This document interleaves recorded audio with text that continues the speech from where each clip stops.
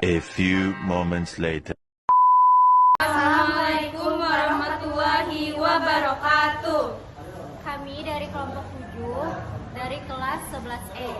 Hari ini kami akan menjelaskan materi tentang DI atau TII, yaitu Darul Islam atau Tentara Islam Indonesia.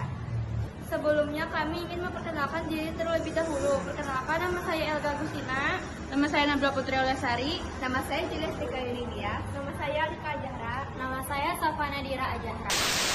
Ingin menjelaskan latar belakang dari DI atau TII.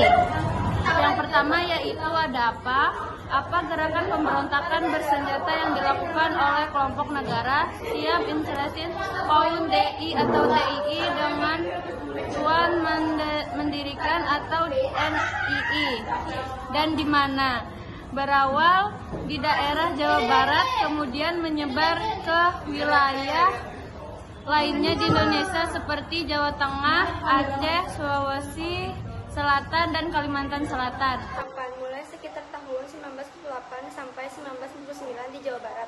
Konferensi pembentukan DI atau TII tanggal 10 sampai 11 Februari 1948 di Tasikmalaya. Penyelesaian di berbagai daerah berlangsung hingga awal 1960 di Aceh hingga 1962, Sulawesi Selatan hingga Februari 1965. Siapa tokoh utama di Jawa Barat? Sekor Majan Kartosuwirjo yang memimpin DI atau TII di Aceh Tingku, Muhammad Daud di Sulawesi Selatan, Kahar Mujakar di Kalimantan Selatan, Ibnu Haur. Mengapa? Pemberontakan DI TII terjadi karena kekecewaan terhadap perjanjian Reville yang dianggap merugikan daerah, serta keinginan mendirikan negara Islam Indonesia NII akibat ketidakpuasan terhadap pemerintah pusat. Ini saya ingin menjelaskan bagaimana pemberontakan DI atau TII dipimpin oleh Kartosuwirjo di Jawa Barat, Kahar Muzakar di Sulawesi Selatan, dan Ibnu Hajar di Kalimantan Selatan. Pemerintahan mengenanya dengan operasi militer Jawa Barat.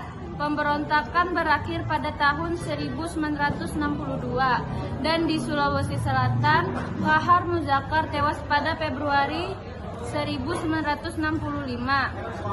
Di Kalimantan Selatan Ibnu Hajar bertengkar dan dihukum mati tahun 1963.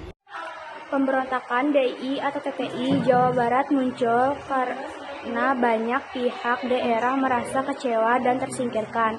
Setelah perjanjian Renville tahun 1948, kesepakatan itu membuat pasukan Hizbullah dan Sabillah harus keluar dari Jawa Barat. Sukarmaji Maridjan Kartosuwirjo kemudian membentuk Negara Islam Indonesia NI dan Tentara Islam Indonesia TII sebagai bentuk perlawanan terhadap pemerintah.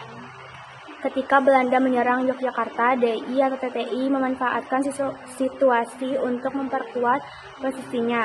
Pada tahun 1950, DI atau TTI ditetapkan sebagai organisasi terlarang melalui operasi militer Pagar Betis. Kartosuwirjo akhirnya tertangkap dan dijatuhi hukuman mati. Gerakan DI atau TTI di Jawa Barat pun berhasil dihentikan. Hikmah atau pelajaran yang bisa diambil ialah 1. Pemerintah harus membuat kebijakan yang adil bagi semua daerah agar tidak ada pihak yang merasa dirugikan dan memicu pemberontakan. 2.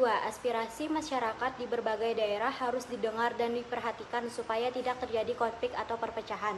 3. Penyelesaian konflik tidak cukup dengan kekuatan militer saja, tetapi juga perlu dialog dan upaya membangun kepercayaan agar perdamaian bisa tercapai.